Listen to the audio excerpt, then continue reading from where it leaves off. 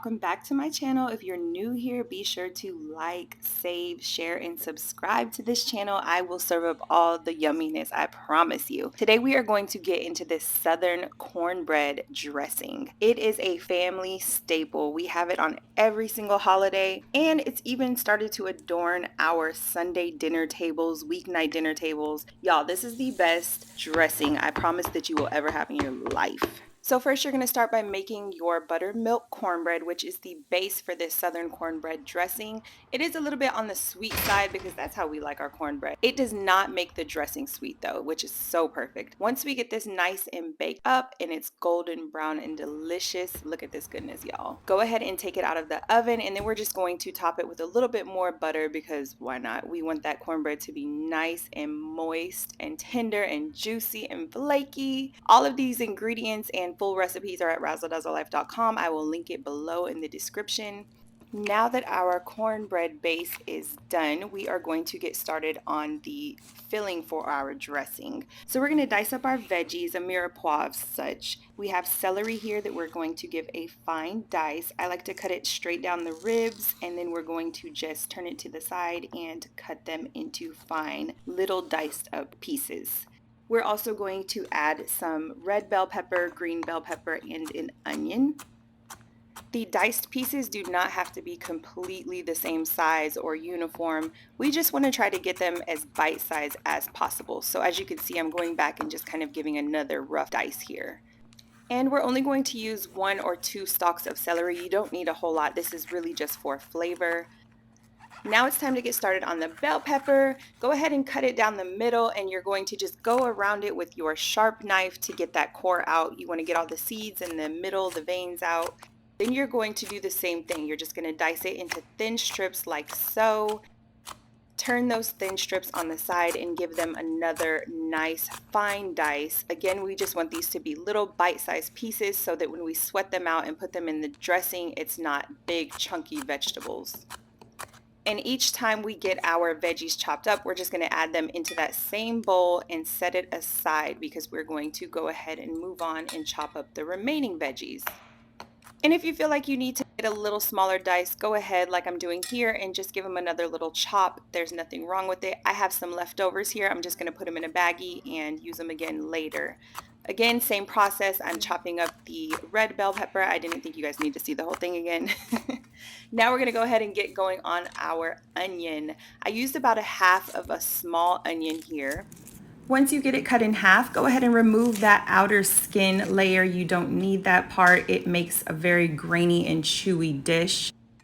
What I like to do when I'm dicing my onion is just make slits right down the middle of it, and then I cut it into fine strips like I'm doing here. Then you can actually turn it to the side and you automatically have nice diced up onions. It's the perfect way to cut an onion. Go ahead and add the diced up onion directly into the bowl with the bell peppers and the celery. And now we're going to move on to our wet ingredients. I have a can of cream of chicken with mushroom here. You can use cream of chicken, cream of mushroom, whatever you have on hand. We're going to use about half a can. I made this cornbread dressing to serve 4 people. If you're making it larger, of course, you're going to double your ingredients. Once you add your cream of mushroom to the bowl, you're going to go ahead and pour in your chicken broth. You can buy store-bought chicken broth, or you can actually boil your chicken breasts because we are going to be adding some chicken breasts into this dressing. Once you boil them in that water, that's automatically going to be your chicken broth. So that's another good way to save on the grocery bill and have all the ingredients you need.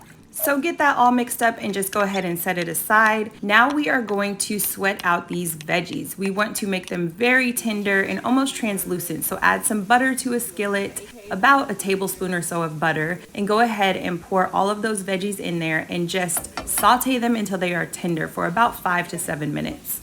Go ahead and set those sauteed veggies to the side, and we are going to go ahead and break down this cornbread that has been cooling down. A lot of people like to make it a day before, which is great, but the most important part is to let the cornbread cool down all the way because you don't want completely mushy dressing. So once it's cooled down, you're going to crumble it up in a bowl. It doesn't matter if you crumble it super tiny because once we mix in all of the other ingredients, it's going to do what it needs to do. So just use your hands or a spoon and crumble that cornbread up into the dish. I actually only used about 3 cups of the cornbread mixture here, so I didn't use the entire skillet. Once you get that cornbread in there, go ahead and pour your wet ingredients in there. Then you're going to add your sauteed veggies. We want all that buttery goodness in there too. It's just extra flavor, y'all. Again, I had some left over, so I just set them to the side. If you are doubling this ingredient, of course, you might use the whole skillet. You might use the whole bell pepper. You're gonna double the ingredients if you're trying to make more for a larger crowd.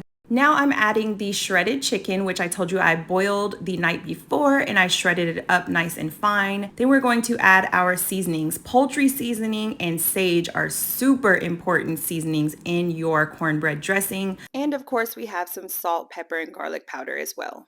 Again, the full list of ingredients and instructions are at razzledazzlelife.com. I will link it in the description box below. Once you get everything in that bowl, you're going to go ahead and get your spoon or spatula and mix everything up very, very well. We want everything to be fully incorporated and we want to taste that seasoning and that chicken in every single bite of our dressing. You may feel like this dressing looks too wet or the texture is too mushy, but trust me here, guys, this is exactly how you want it because once you bake it in the oven, it's gonna come out so tender, it's not gonna be dry at all. Do not get dressing and stuffing confused, y'all. Once you get everything added into your bowl and mixed together, give it a good taste before you add your egg. Add any extra salt or any extra seasoning that you think it may need. Once you taste it and it's to your liking, go ahead and add that egg in there. Mix it up very well. Then you're going to pour your dressing into a greased skillet. Make sure that you spray it with nonstick spray or rub it down with butter. That way your dressing doesn't stick to the sides of your baking dish. And after you get that dressing poured into your baking dish, go ahead and use your spatula and smooth it out nice and smooth like so. And this is actually the consistency that you want. You don't want it too dry and you don't want it runny wet. This is the perfect texture. And we put it in the oven at 325 degrees and baked it for about 35 to 40 minutes. Y'all take a look at this goodness. It is so golden brown. And when I tell you that this is the most moist and delicious dressing you will ever have, it really can be a meal in and of itself because we have the protein, we have the carbs. Absolutely delicious. Make yourself a homemade gravy to go on top and y'all enjoy.